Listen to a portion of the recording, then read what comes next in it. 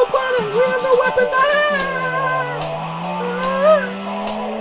Beep, beep, beep.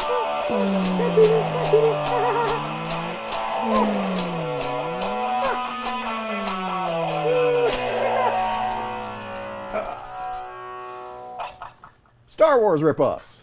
This is Video Vulture.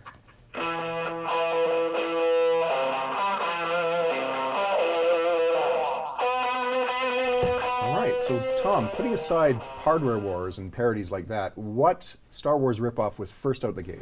Well, I would say apart from Battlestar Galactica, which was kind of the first one, and it actually played in theaters in Canada here, but the one that we all went to see that we were really excited about was Message from Space.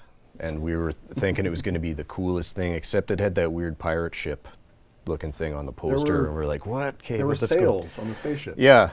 So, but it was really cool. It turned out to be a mostly dubbed Japanese effort. A lot of special effects were just like, whoa, it looks like a Godzilla movie. So we were sort of like kind of taken aback because we were hoping it'd be as cool as Star Wars, but it was like, this is coming from a different country. Yeah. Japan hit the international Star Wars ripoff thing first. Then. And that was Kinji Fukasaku, who went on to do obviously Battle Royale.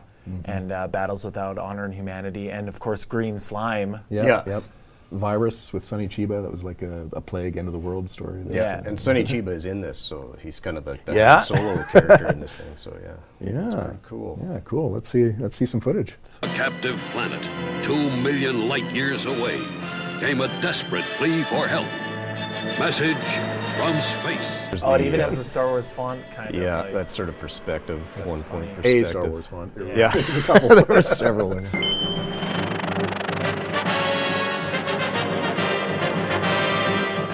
Check out this robot. Yeah, there's the R2-D2 guy. He kind of looks like BB-8. I wonder if they ripped off BB-8 from this. He's called BB in this too, I think. Oh, that's right. Holy cow. Baby. I keep thinking they're saying baby. Hey, baby. This looks really good. These the effects are insane. impressive.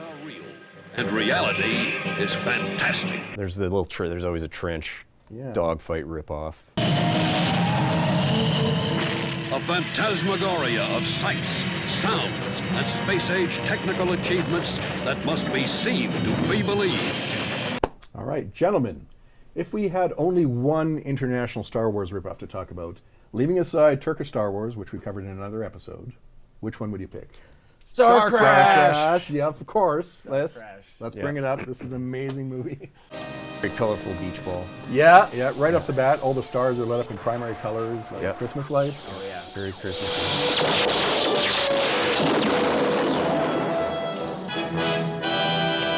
There's the kind of coffin-shaped hallways, which nothing said science fiction like coffin-shaped hallways. Oh yeah. Yeah, you gotta have that. You gotta have the whooshing, cheaply built model kits going by here. I did actually see this one in the theater, and we were all really excited because we were prepubescent. They're just going into puberty, and Carolyn Monroe is in this, and there's a lot of Carolyn Monroe in this film. Bikini for most of the movie. Just for the first half. Yeah. Now, correct me if I'm wrong. The bad guy's spaceship is a big hand, right? Yeah. It's a fist. Yes. And It's when like the they Death mean business, Star is like when they mean business, holding the fingers curl in. the invisible orange. It's kind of like there's a checklist of every cliche science fiction trope they can do. Like they have the Amazon Queen, they have the ice planet, they have the stupid robots and the lightsaber battle. But it's Italian, right? I mean, you can't put it past the Italians to throw every possible thing in one movie.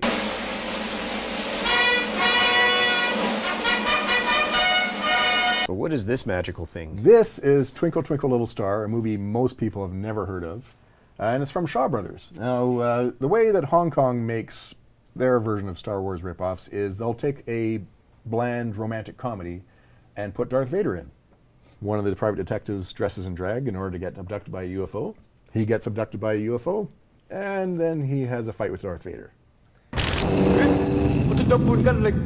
It seems very influenced by Return of the Jedi, definitely. Yeah. Just the way this looks. yeah. Except the blades seem to be switched. Yeah. Like Vader has the blue and the hero has the red. He copyright, right? Yeah. Luke is coming after you. I dig the little lightsaber mini dagger that turns into a nunchuck. Yeah, that nunchuck, man.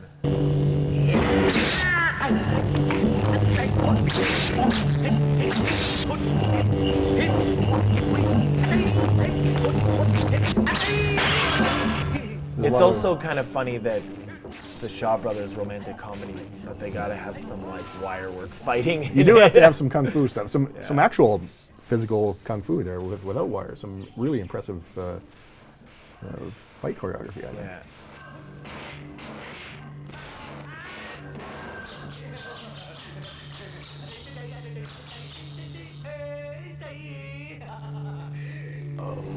There are problems with the space nunchuck, as we see. I also like, what is the wire connected to? Like, how is it not melting? Some cosmic. Yeah, it's the Force. The Force. Gentlemen, here's another Hong Kong romantic comedy that has Darth Vader in. This one is called Hex After Hex. This is also Shaw Brothers? This is also Shaw Brothers from 1982, yeah. So weird. It's got a supernatural angle. Yeah, it's it's kind of a ghost story. There's some kind of sexy female trickster ghost. And in this scene, her boyfriend's house is going to get demolished by this demolition team. So she's going to put a stop to it.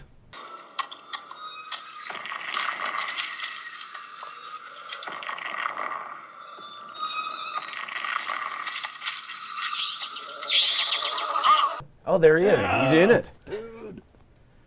Let's get a closer look. Yeah. It's sort of Darth Vader.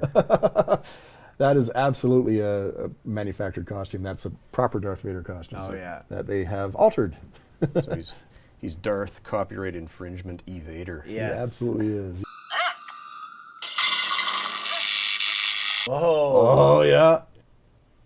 Yeah, actually has a sheath for the lightsaber. And Force lightning. So Yeah. So what's the sheath made out of? That's the Same thing the hand was Force. made out of. same Force. Oh my God, the big Frankenstein Oh shoes. yeah, it's the Bride of the Monster. Yeah.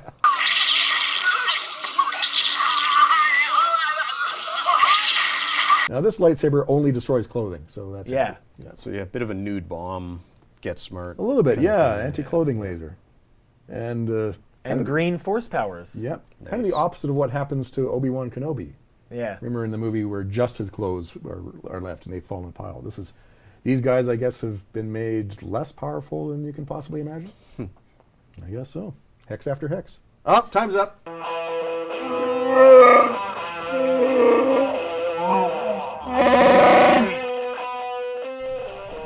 Check this out.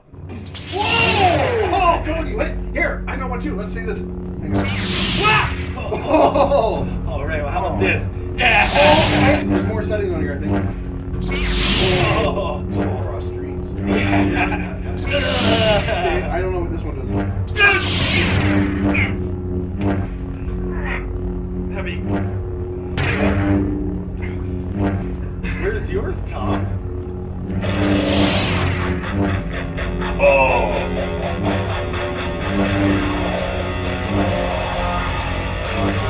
This has been Video Vulture. Thanks for tuning in, and remember to stay schlocky.